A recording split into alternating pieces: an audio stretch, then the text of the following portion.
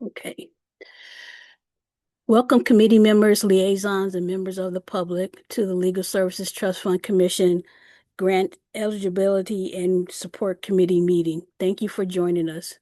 We are using Zoom with the goal to foster a more inclusive environment and effective meeting. If you would like to comment during the meeting, please use the raise hand feature. Please utilize this tool to virtually indicate that you would like to speak in order to help the chair facilitate the discussion. A friendly reminder, this is a video conference. Per Bagley key requirements, all cameras must be kept on during the duration of the meeting. If you're unable to have your camera on, you must indicate a reason for your non-appearance during the meeting. Please be aware of the surroundings behind you. All committee meetings will be recorded and posted to the State Bar's website. Zoom captioning is available. To enable, select live transcript at the bottom of your Zoom screen and then select auto transcript. Thank you. Thank you, Kimberly. Chris, you want to go ahead and take roll? Yes. Hi, Eric. I was just in time. Connolly? Here. Thank you. Gonzalez? Here. King? Here. Judge Klein? Here. Pryor? Oh, also just in time. Hi, Jody. We were just taking roll, and you joined just as I was calling your name. Oh, I'm here. Thank you. Thanks. Stalker? Here. And Galkin. Here. Thank you. So we do have a quorum. Everyone is here. I'll do advisors and liaisons. Justice Rodriguez. Here. Judge Wayne Gutierrez. Absent. And then for liaisons, Selena is unable to join us today. Lauren Klein from LAC. Just me today, Chris, for LAC. Zach Newman. Hi, Zach. Thank you for joining us today. I believe Melanie Snyder, RSVP, that should be unavailable. Do we have Ewan Kim from the Judicial Council? Absent. And then for State Bar staff, I'm just going to note with Chris McConkey, Crystal Bunding, Kim Wormsley, and then we will be joined later by Danielle McRae and Sylvia Nom. Okay, that concludes the roll call, Jason. Thank you, Chris. We'll turn to public comment. Do we have anyone with hands raised who would like to make public comment? And if so, I will. Okay, I will go ahead and. No, it's all right. I will go ahead and give my short spiel. If you could limit your public comment to 2 minutes and make sure that the nature of your public comment is reflective of the subject matter jurisdiction of our committee. This is a grant eligibility subcommittee of the Legal Services Trust Fund. So please keep that in mind when making public comment. And I'll turn it over to you, Kimberly. We can go through the list of folks for public comment. Okay, it's 2 people. I'll let the first person speak.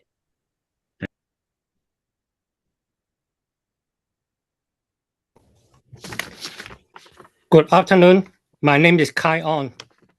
All members, you serve State Bar because you care about a healthy and integrity legal system and select responsible attorney for California citizens. Therefore, you should care about the integrity of the management of State Bars. Right now, State Bar is helping to cover up a Sacramento law enforcement scandal. Attorney General Robert Bonter and Sacramento DA Tien Ho didn't investigate Sacramento DA office, provide fake information for the death of my father, Woon Kong On. It is easy for you to find out the information of DA case file 99F08735 to confirm Jung So-fong was not the person that killed my father, Woon Kong On. However, State Bar closed my complaint without any action for Mr. Robert Bonter and Tien Ho. All members, please work with other State Bar committee to correct the mistake of State Bar. There's no meaning for you to serve State Bar that has integrity issue. Thank you for upholding justice, and thank you for all your time. Thank you. Thank you. Move to the next public comment.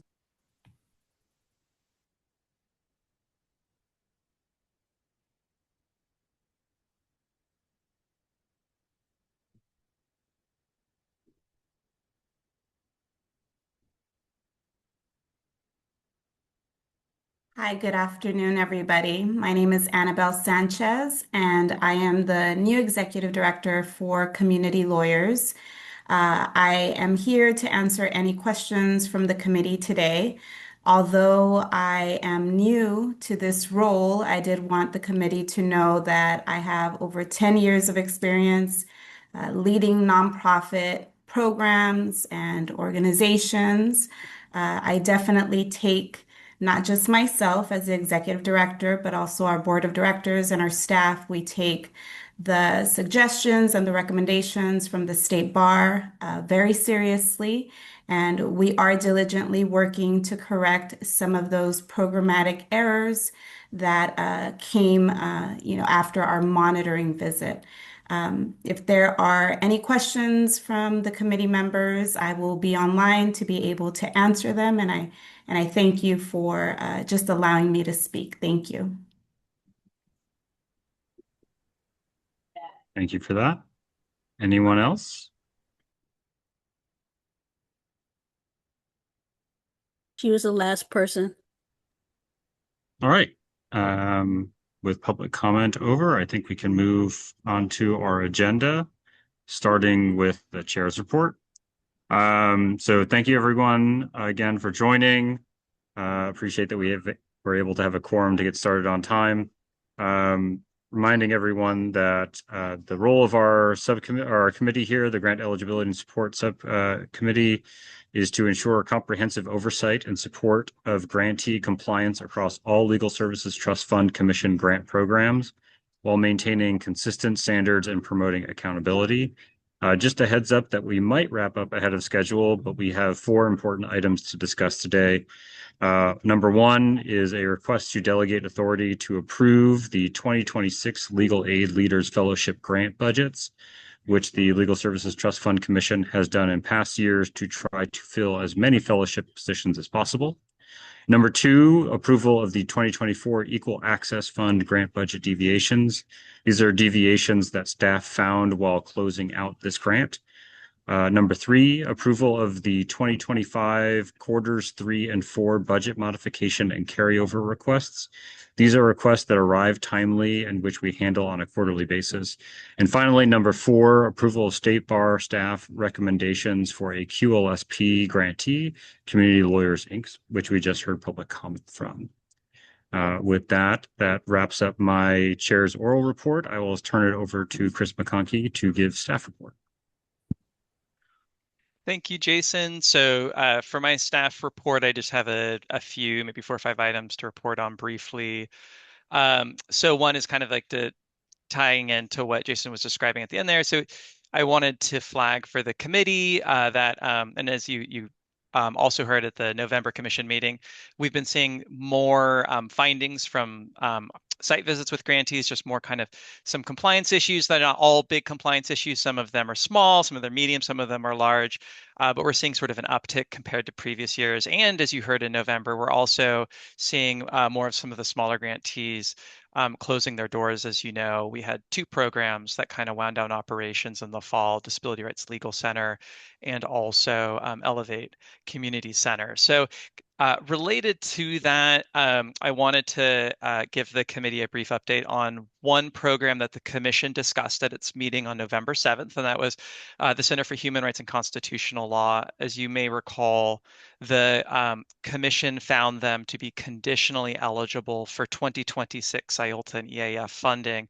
as a result of site visit findings related to internal fiscal controls and governance. And the commission delegated authority to the executive committee to identify the conditions that the center would need to meet for disbursement of their 2026 IOLTA and EAF awards. Since it's a compliance issue, these sorts of things often go through the GES committee, and this may come back to the GES committee later this spring. So I kind of wanted to keep you in the loop, and just to make sure you knew that the executive committee met on December 10th and did exercise its delegated authority to identify conditions for the center's 2026 IOLTA and EAF grants. I'm not going to read the entire resolution, but I'll just give you a heads up as to what the conditions were at a high level. So one of them is that by April 15th, all of these would need to be satisfied by April 15th. The first one is the center will need to go through an independent third-party evaluations of its financial controls. This is something State Bar staff recommended last fall. It'll need to submit any official letters to management and or disclosures to its governing body from its auditors for the last 2 years. It'll need to undergo a follow-up site visit this spring, which has now been scheduled for March 17th. And that site visit needs to result in no internal control fiscal findings. And the committee did identify that that can be a little fuzzy as to what would be an internal control fiscal finding versus a different kind of fiscal finding. Sort of in a meeting, but So what it did is it created a working group of 2 executive committee members. And so thank you to Jason, who's obviously the chair of this committee, for serving on that working group. And then also the chair of the PDI committee, who's Judge Rossi, will serve on that working group to advise staff as to whether or not a fiscal finding is going to be related to internal fiscal controls for the purposes of this condition. And they'll be able to join for part of that site visit.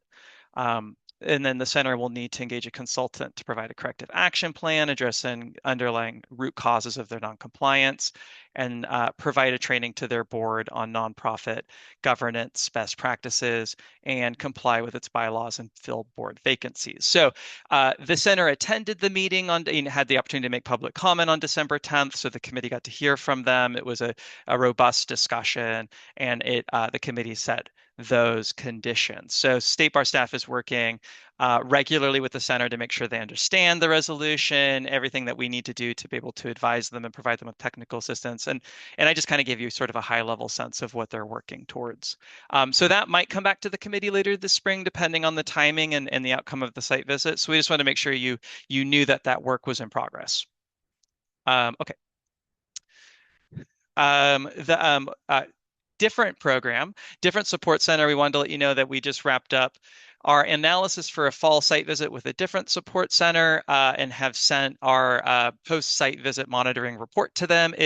That other support center, this one I'm going to not name them just yet because we want to give them a chance to respond to our findings. They get 60 days per the State Bar rules to respond to the State Bar staff's monitoring report. But just a flag for you, we have another support center that had multiple fiscal and programmatic findings. So we're going through the normal process per the State Bar rules to let them respond to that. And then we'll likely bring an update to this committee at its next meeting. So those are kind of my site visit and compliance updates. The last 2 are very quick, which is the committee may recall that the IOLTA eligibility working group in the fall for the November 7th commission meeting made a set of recommendations to further strengthen how the State Bar and the commission analyzes potential eligibility for unfunded applicants, like brand new applicants and others who aren't currently IOLTA grantees. The commission adopted those recommendations, and one of them was to create an IOLTA pre-application that would be required. And actually, I see Erica sat on this working group, that would be required for currently unfunded applicants. Think like for the most part, brand new applicants. My report is that form is scheduled to release on time this month. It will be available to the world in the month of February. Then it will close. State Bar staff will analyze the submissions from potential applicants, advise them as to their potential primary purpose and other eligibility for IOLTA funding, and ultimately lead to a more robust information-driven analysis when they submit the regular application later this spring. And then lastly, State Bar staff is working with 3 grantees, the Legal Aid Society of San Bernardino, San Luis Obispo Legal Assistance Foundation, and Western Center on Law and Poverty to make technical corrections to their 2025 IOLTA budgets, just to flag what those corrections are. This was a grant that allowed for an up to 4-year spend down period. So the budget forms they submitted have asked how they're going to spend the money over 1, 2, 3, or 4 years. And then they have a separate worksheet that they fill out. That's their total project budget. State Bar staff detected that some of their totals didn't match across those budgets. So we're having them make conforming corrections. This is not in and of itself a budget modification request, which would come to the committee if it was over a certain percentage. It's just making sure the figures match. So this is just an update, but the committee wouldn't need to take any action on that. Okay. That concludes my my report, Jason, unless there's any questions. Seeing none, I think we can move on from your report. Thank you, Chris. Next item on our agenda is approval of the October 30th, 2025 open session meeting minutes. I would invite a motion to approve those minutes or any discussion if there are comments on it. I'll move. Second. Thank you. So I have King moving and Judge Klein seconding. I'll take the vote.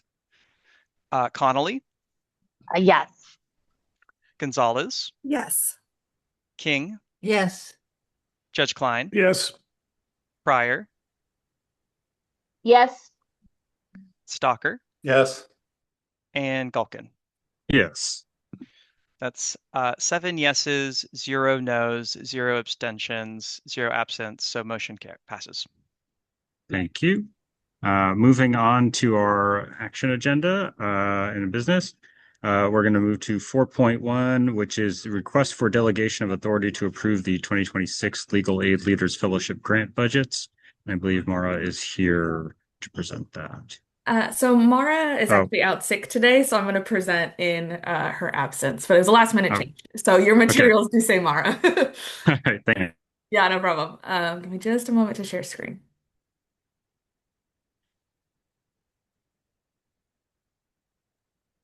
And thank you for joining us, Judge Wayne Gutierrez. I'm just going to note for the roll call that you're here. All right. Christopher, this is Nicole Clara from the Judicial Council, and I'm here on behalf of Melanie Snyder's team. Yay! Thank you, Nicole. Okay, thank you thanks. thank you for letting me know. I wasn't on, I don't know what was going on before, but thank you. Okay, fantastic. Yes, so as Chris mentioned and Jason mentioned, I'm here to discuss the request for delegation of authority to approve 2026 Legal Aid Leaders Fellowship, or LALF, grant budgets. And my name is Danielle McCrae, and I'm a lead program analyst in our office. So just very quick background kind of reminders. The Legal Aid Leaders Fellowship LALF grant is a program that we've been administering since 2023, and it is set out in the Business and Professions Code section 6140.03. That code section states that $10 of the $45 contribution for legal aid on attorney licensing fee statements should go to funding law student summer fellowships at legal aid providers. So we administer a competitive grant process that is open to both QLSPs and support centers. The statutory language requires a preference for serving rural and underserved communities, as well as for programs that serve clients regardless of immigration or citizenship status. And the current statutory language provides these funds through January of 2030. As you may recall, at the November Legal Services Trust Fund Commission meeting, you all approved the funding methodology, or awards, essentially, for the 2026 LALF grant. And that methodology would award funds to 59 different organizations and fund a total of 122 fellows. The methodology that was selected prioritized funding applicants with above average overall scores from the scoring rubric and also above average scores in the funding preferences section of the scoring rubric, and then distributed an additional fellow to remaining applicants who scored above 60% on the scoring rubric. And then finally, the third step is awarding a third fellow to the highest scoring applicants, kind of in order, if you were to sort them from highest scoring to lowest scoring, in order until the expected funds were depleted.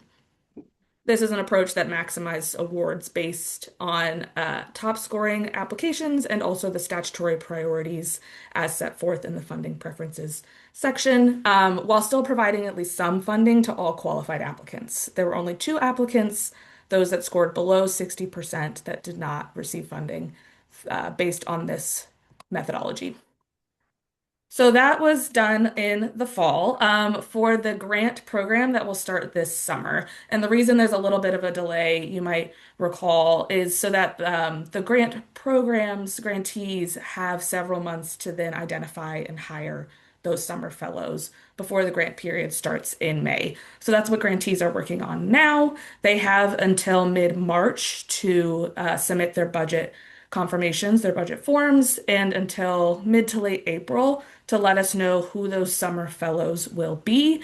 They provide the name and contact information for those fellows so we can verify they've filled those positions, but also so the State Bar can, with its partners, provide training opportunities and support for the cohort of fellows throughout the summer.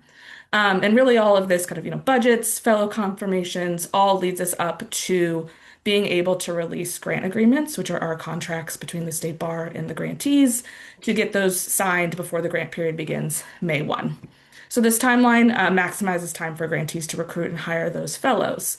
But if we get into a situation where a grantee is unable to fill a fellowship position, the State Bar would like to be able to reallocate funding to the next eligible grantee based on that methodology that you approved in November. And so this helps us to ensure that all funds are distributed and that we actually are able to fund 122 fellows for the summer. However, when we make those changes and reallocating, this fellowship from this organization that couldn't fill the position to another organization that may be able to, that impacts both of those organizations' grant budgets and also the award amounts, the actual dollars that go out the door. And per this committee's charter, this committee has the authority and responsibility to approve the grant budgets for all grant programs. The committee may delegate that authority to staff as necessary. And similarly, unless it delegates its authority, the commission holds the authority to modify grant award amounts, the actual dollars going out the door. So again, to maximize fellowship opportunities, ensure that we can get grant agreements signed timely, and that grantees can actually get these fellowships started, staff recommends continuing a practice of delegating authority to staff to approve the LALF grant budgets. This is something that we've done in this grant program the last several years and helps streamline these approval processes so that we, again, can get more grantees participating and more fellows funded for the summer and avoid approval delays, which would, in the absence of this delegation, we would need to bring any changes to those budgets back to this committee for approval. So there's a two-part resolution here. I'm happy to read it to you, but conceptually what this is doing is the first piece would be approving that delegation of authority to State Bar staff to approve the 2026 LALF grant budgets. And then the second part is this committee recommending that the commission delegate authority to State Bar staff to modify grant award amounts, only in situations where the fellowship would otherwise go unfilled. And again, those changes would be made adhering to the funding methodology that was approved by the full commission at its November 7th meeting. So I'm happy to take any questions, and again, happy to read the resolution if that's helpful. Any questions from committee members?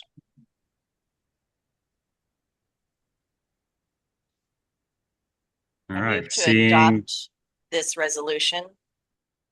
Thank you, Judge. Can I get a second? Got on mute. I'll second it.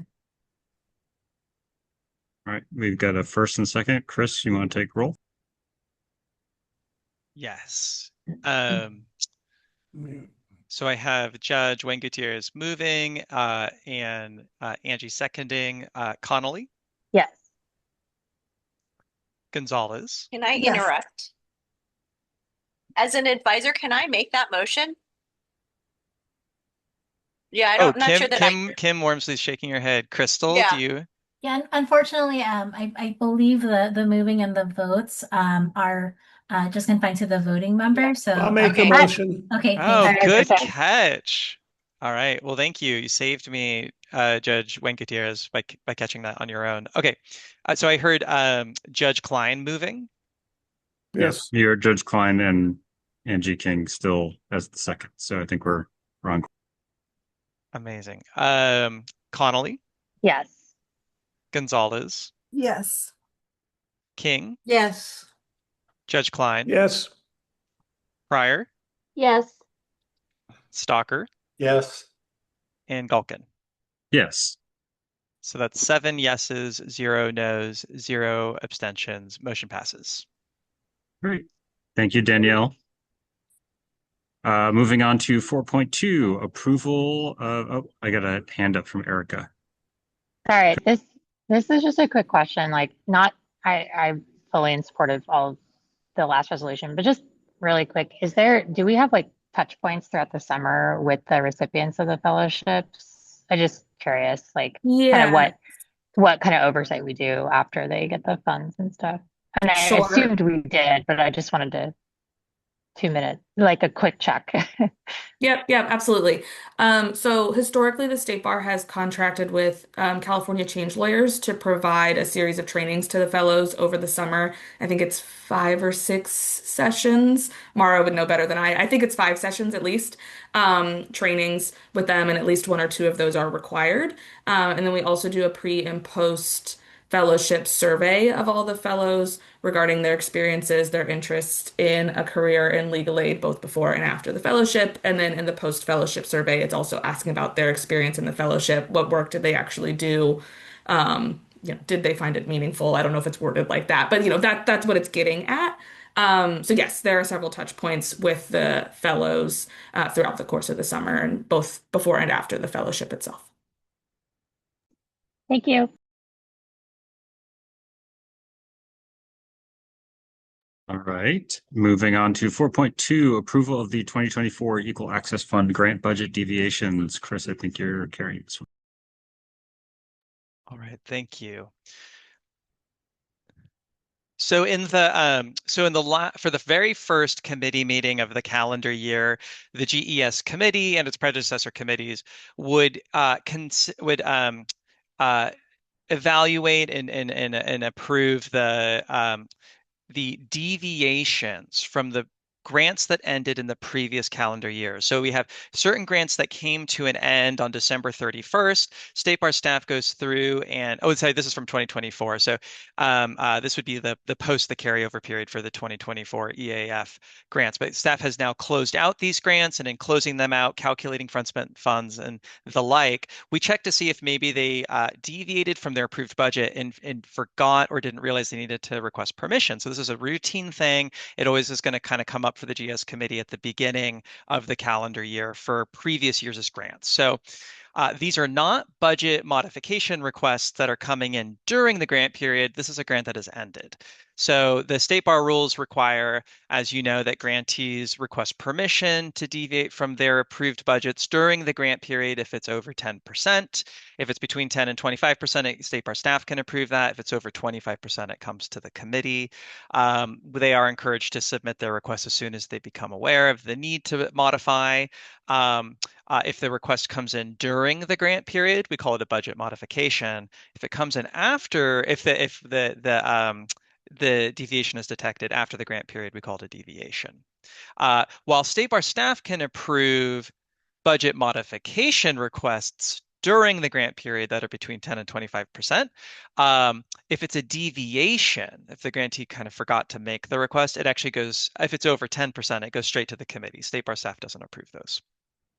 So these are deviations. So we had 4 for the 2024 Equal Access Fund grant. This is a grant that allowed for a 6-month carryover period. So, EAF grantees could spend these 2024 funds through the end of last June, and we close them out in the fall.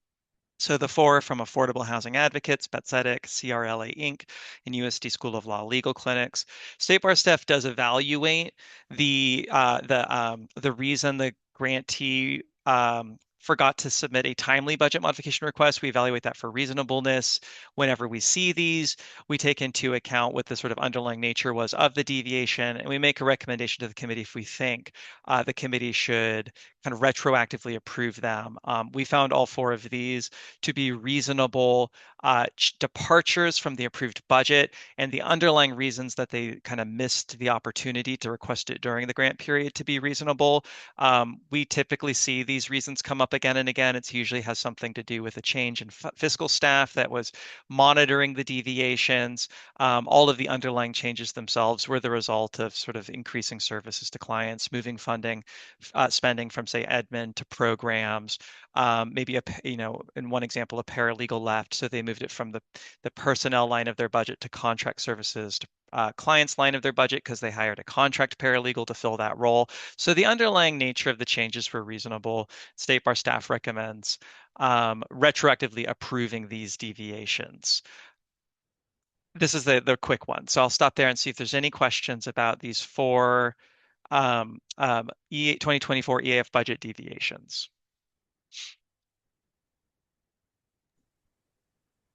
I suppose I would say they're all under 25%. So had these come in during the grant period, State Bar staff would have kind of handled them without bringing it to the committee. But because it was after the grant period, we're going to bring it to the committee. I'm happy to make the motion. Great. So I'm going to share the resolution on the screen, but then I'm going to switch over to the spreadsheet where I track your votes. And so if the resolution disappears suddenly, I apologize. But here's the resolution. Okay, so hopefully you can still see it because now I'm looking at a spreadsheet. You're good, Chris. So I got a motion from Erica. I need a second. I can second. Eloina? Thank you. So I've Connolly moves, Gonzalez seconds. The vote, Connolly? Yes. Gonzalez? Yes. King? Yes. Judge Klein? Yes. Pryor? Yes. Stalker? Yes. And Galkin? Yes. I have 7 yeses, 0 noes, 0 abstentions. Motion passes. Wonderful. Moving to 4.3, approval of the 2025 quarters 3 and 4 budget modifications and carryover requests. Chris, I think you have this as well. This is me as well. And just give me one moment to share my screen again. Too many screens. Yes, exactly.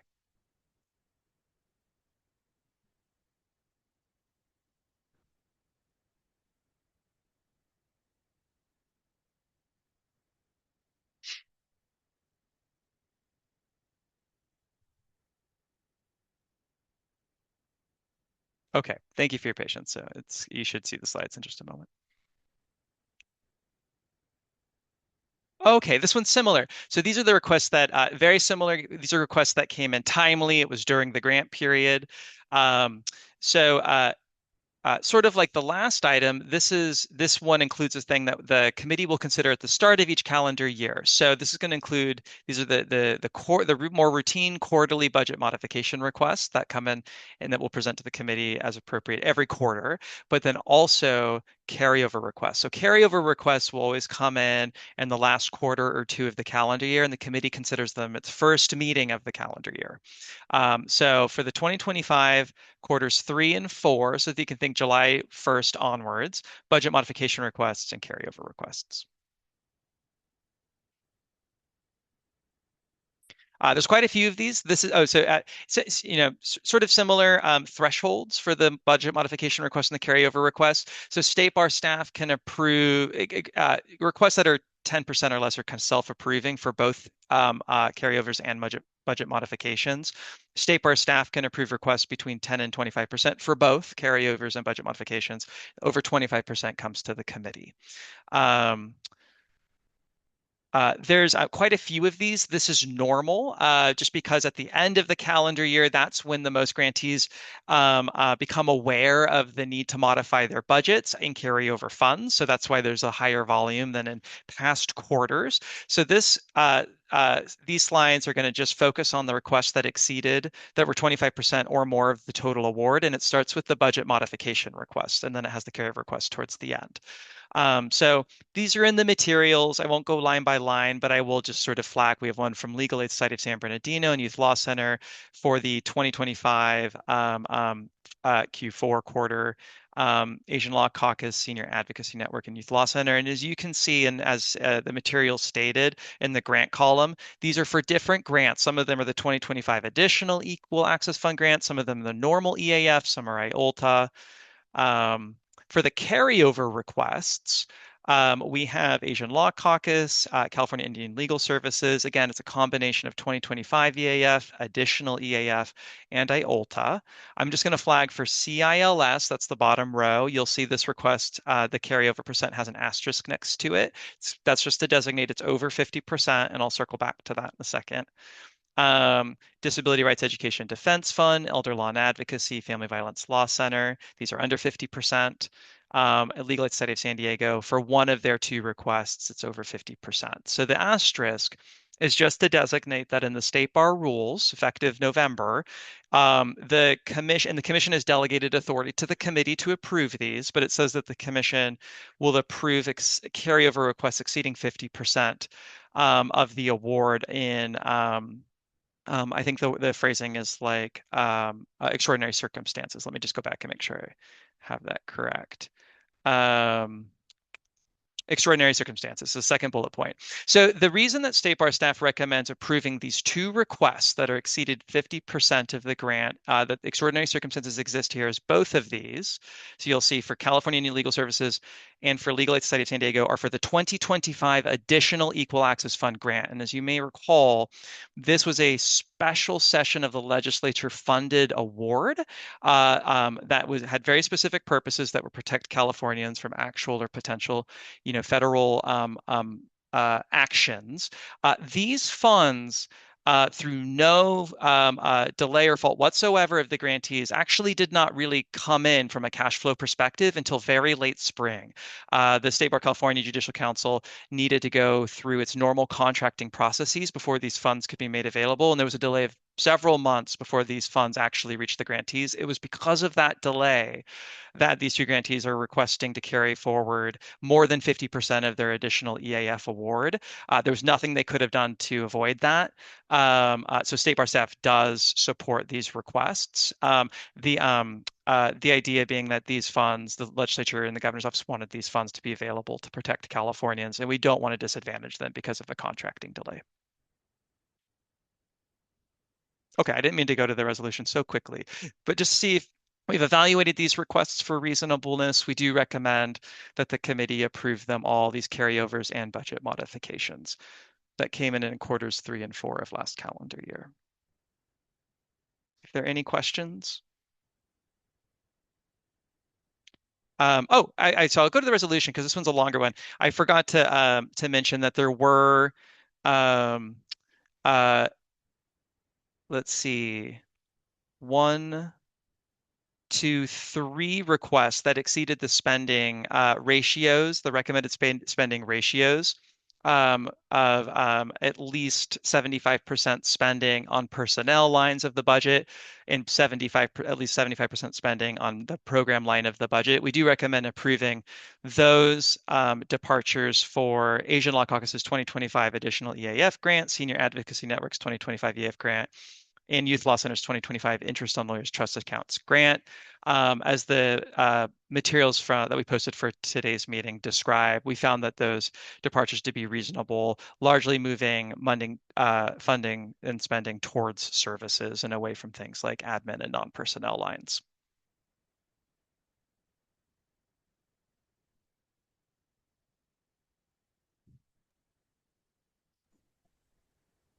I'm happy to make the motion again for all 3 of the resolutions.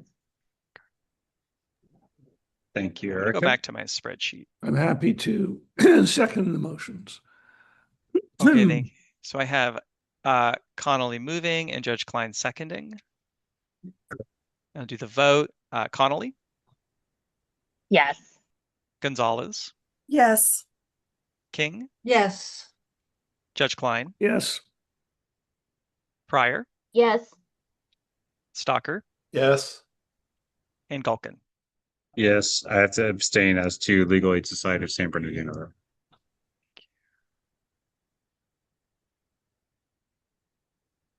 All right. Thank you. I've noted that abstention. So that's 7 yeses with Galkin abstaining as the Legal Aid Society of San Bernardino, 0 noes, 0 other abstentions. Motion passes. Okay, thank you. That concludes 4.3, Jason. Thank you, Chris. Moving on to our final discussion item, 4.4, approval of recommendation regarding Community Lawyers, Inc. I'm going to invite State Bar Senior Program Analyst Sylvia Nam to present on this.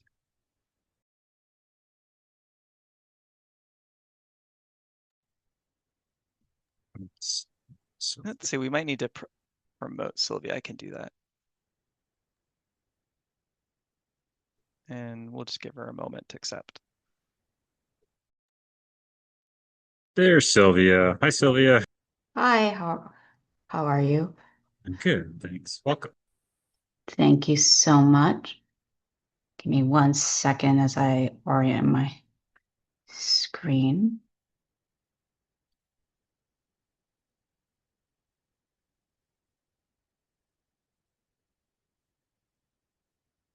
Okay, are you able to hear me okay? I can hear you. Yes. Okay, great.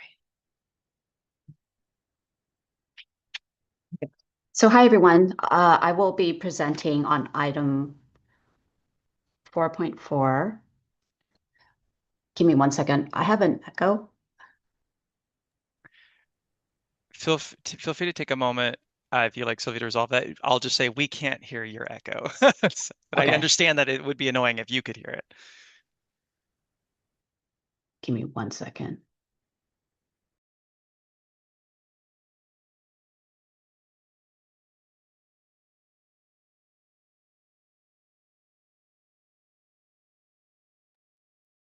Testing. No, I still hear the echo.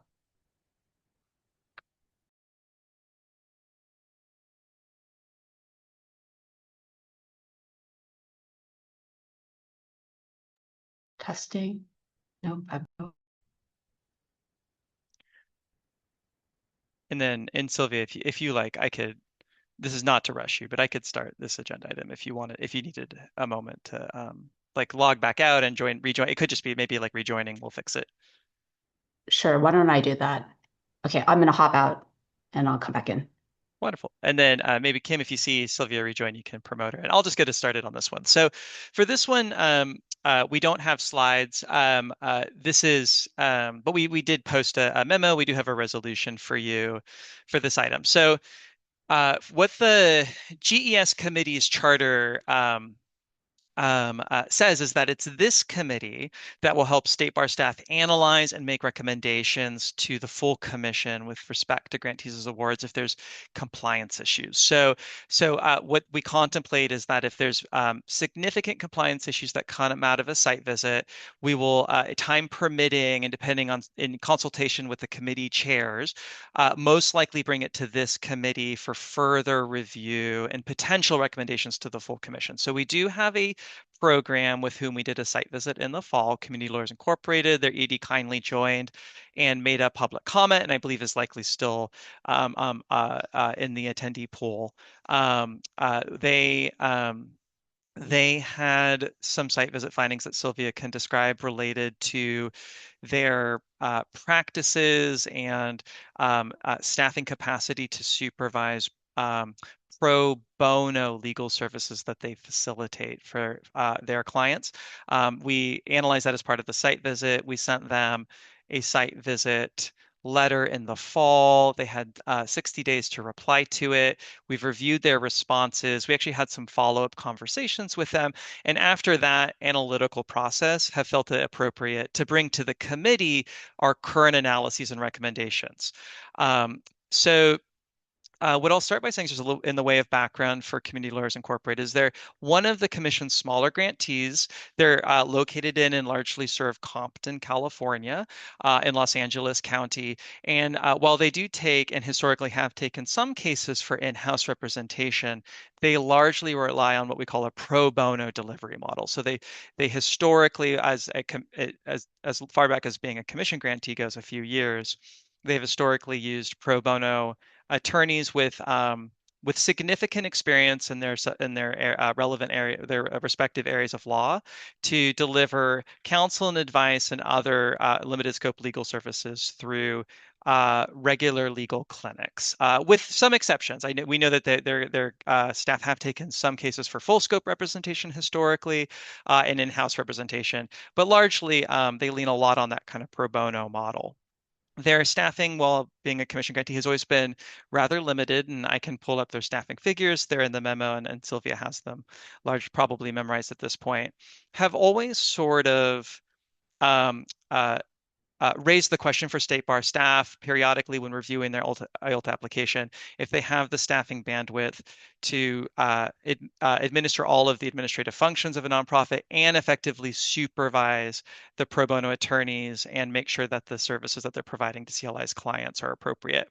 CLI actually had a eligibility review conference a couple of years ago that looked at that, and I'll just say that with their IELTS application, that particular eligibility review conference, State Bar staff and the commission has always made the determination that with the facts available, the safeguards that they've had in place were appropriate. So we visited this fall, and it came up in the interviews with some of the pro bono attorneys that the practices are of the House CLI Supervised attorneys were a little different than how they were describing them in the application. So the application sort of described that the executive director at the time, who's different than today, the executive director they have now, was regularly supervising the services that the pro bono attorneys were providing. But the pro bono attorneys, or at least one or more of them, said that actually wasn't what was happening in practice. And then when we asked the ED about it, she acknowledged that that wasn't really what was happening in practice, that there wasn't really a robust, structured, and repeated moment where the organization checks in with the pro bono attorneys about the services they're providing to CLI's clients, what services were actually rendered, and if they thought that those services were the correct ones. So we made that a site visit finding. Since then, CLI has changed EDs. We had, so Annabelle is from whom you've heard as the current ED. They have endeavored to explain how going forward they will sufficiently supervise those pro bono services, check in with pro bono attorneys as appropriate, make sure the services are the right ones, CLI's clients are being appropriately served. State Bar staff, however, continues to have concerns about their the level of detail and their plan to address this issue, but also their staffing, that they have enough staff to do it. So, for example, one of the issues is they took one of their current, or what was their main in-house staff attorney, I think it was Annabelle, who became the ED, who now has more administrative functions on top of services supervision, which lessens her time for actual services supervision. And it's their hope to be able to hire up in the future to ensure appropriate supervision of pro bono legal services. But that has not happened yet. So in this sort of situation where we don't, State Bar staff does not necessarily disbelieve anything that is in CLI site visit response. We do have questions though about how realistic it is and if it's going to be enough to address the site visit findings with respect to whether or not the pro bono services are sufficiently being supervised. So at this juncture, State Bar staff would recommend scheduling an eligibility review conference. So that's not to analyze it in today's meeting, not to get into the facts just yet, but to have a working group of 2 commissioners sit down with their ED, their board chair, and State Bar staff and kind of really just roll their sleeves up and ask the questions that we need to ask to really thoroughly analyze this and come back to the full committee with a recommendation about whether or not their existing awards, their 2026 IELTS and EAF awards, need to have conditions or can stay as is, and also with respect to their eligibility for future funding. So when if they would like to reapply for funding for 2027. So this would be what we call like an off-cycle or interim eligibility review conference. We typically have them in July, so this would happen a few months earlier. That's totally normal to have those. We don't need to wait till July to do it. It is essentially just a working group, which GES's committee charter allows it to form. We call it an eligibility review conference because of the topic, but that's State Bar staff's recommendation. So it's not make any decisions as to things like conditions or eligibility today, but to really like kind of look at it in a closed door setting and then come back to a public meeting with official analysis and recommendations. So I'm just going to pause because I just kind of gave Sylvia's presentation, and she might actually want to add more. If we have her, maybe we can see if she was able to rejoin. And if not, I'm happy to field the questions. Sorry, Chris, we're currently working on some, looks like there's some technical issues with her joining. We're trying to resolve them, but she hasn't quite joined the meeting yet. Okay, that's fine. And we didn't actually endeavor to present like a full, all of the a full like factually driven presentation to you today, which is why we didn't have slides. But the memo does sort of lay out like what their current staffing level is, their award amounts. They are a smaller grantee. They are a more recent grantee. But I'm happy to try and answer any questions in Sylvia's absence. I will just add really quick to Chris's point. I think part of the reason why there's also no formal detailed presentation besides the memo and the summary is because this isn't a hearing on eligibility for the grantee, right? That the ask here is let's get a working group to spend a bit more time with the grantee and review what's going on so that at a future time we can have a broader discussion about what the reality is. So I think that kind of speaks to this idea that we're not here to hold a hearing on the merits or not of eligibility going forward from today. Erica has a question. Thanks, Jason. And Chris, I'm sorry if you said this and I just missed it, but what are you thinking as far as timing for when the ERC should be completed? Like before application, they apply for 2027? I would recommend that, yeah. So I think it's not so urgent that it would need to be in like the next few weeks, but I think the earlier the better. The more in advance we can analyze their eligibility for current and future funding with respect to things like how they supervise volunteer attorneys, the more heads up we can give them.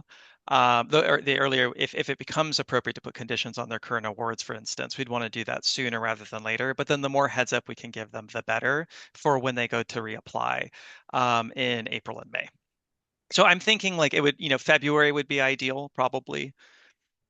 And an ERC typically lasts, I'd say about an hour. It could be a little longer if that's helpful, a little shorter if that's helpful. There could be, if the ERC team wanted to have 2 conversations, there's really no limit on like how many conversations to have, but it's one call, usually lasts about an hour.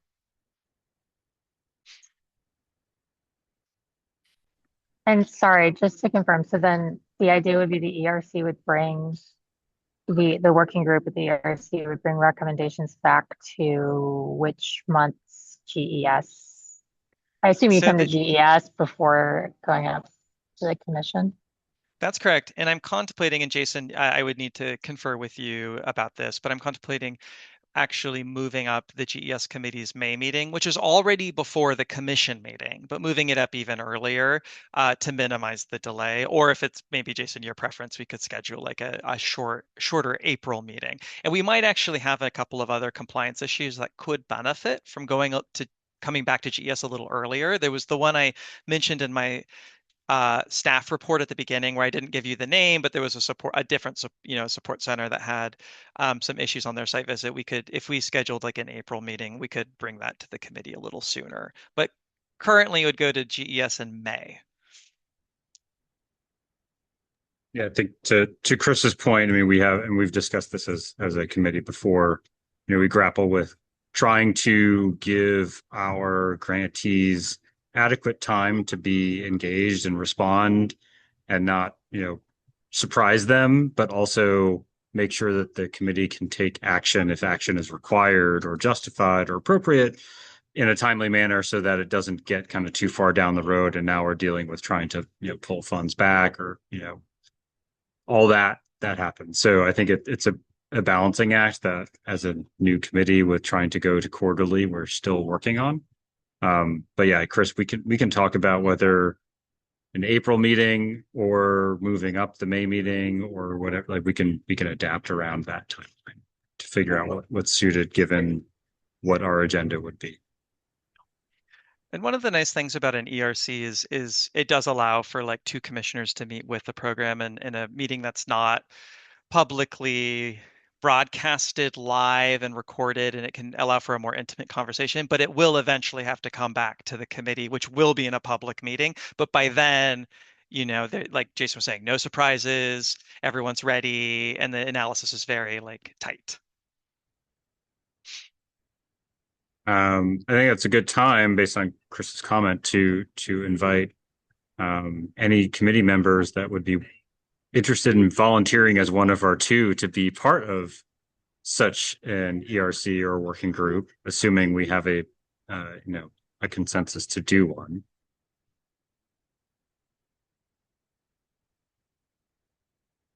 I'm happy to be a part of the working group or the ERC in any capacity as needed. Thank you so much, Eloina. Do we have one more volunteer? ERCs are incredibly, I think, fulfilling. And if you haven't had the opportunity to participate in one, I wholeheartedly recommend it, because it's where the committee gets to do its most kind of robust compliance analysis. Kimberly, you've got a hand up. I'm guessing that Sylvia is our phone number here. Yeah, I'm trying to. Sylvia, can you talk?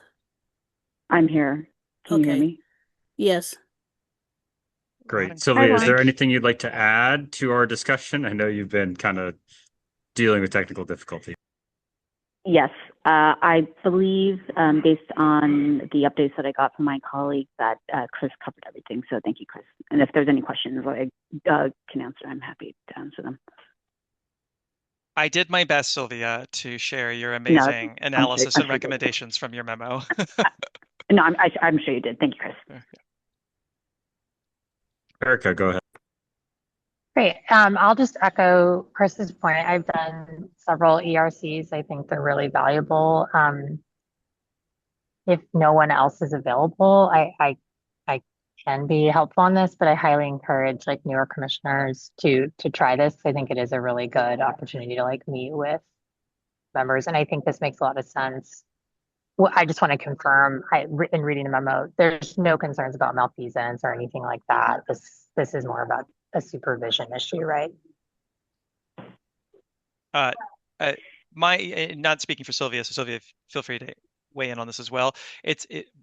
My main concern in bringing it to GES for an ERC is, do they have the staffing in place, the like infrastructure and policies and procedures to effectively supervise their pro bono attorneys on whom they rely to deliver most of their services? Yeah, it's like an infrastructure question. Perfect. Okay. Yeah. I just wanted to make sure this wasn't an issue where we had any concerns about money going astray or anything like that. No. So it needed. Okay, perfect. I'm happy to make the motion if folks are, unless there's other questions or concerns, but I think this makes a lot of sense. I would be willing to serve on the committee but I'd defer to Erica if you. No. Please go ahead. I have a trial coming up, so I can be available, but I don't want to be. So if you would like to do it, I highly. I've got no trials coming up. Perfect. Okay. I'll defer. Thank you so much, Bob and Eloina, for volunteering for the ERC working group. So I'm going to share, because we don't have slides, I'm going to share the resolution as it's stated in the memo, and then so you can just read it for a moment before we move to a vote. And hopefully that's big enough. Okay, so this is the resolution in the memo. And Jason, if it's appropriate to call for a motion, I'm ready. I think Erica expressed a willingness to make the motion. I have Angie King with her hand up. Go ahead, Angie. I was only going to ask a comment that Erica made about timing, whether we want to set a time to have this review committee report back as part of the resolution.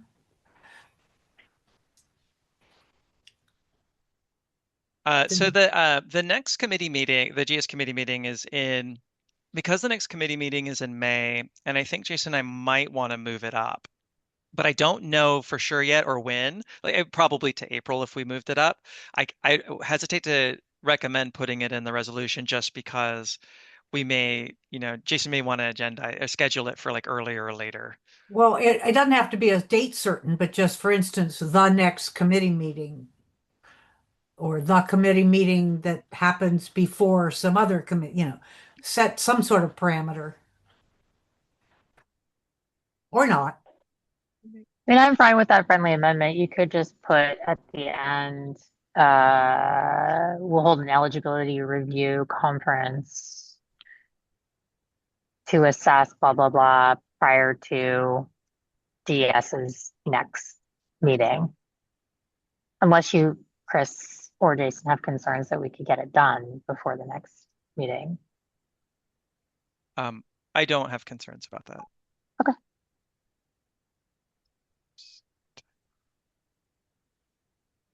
How does that look? Yeah, fine. Okay, I'm going to accept that. Okay.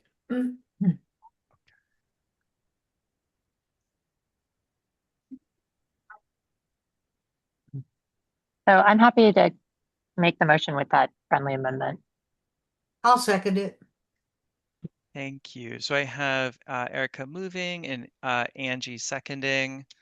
And then for the vote, Connolly? Yes.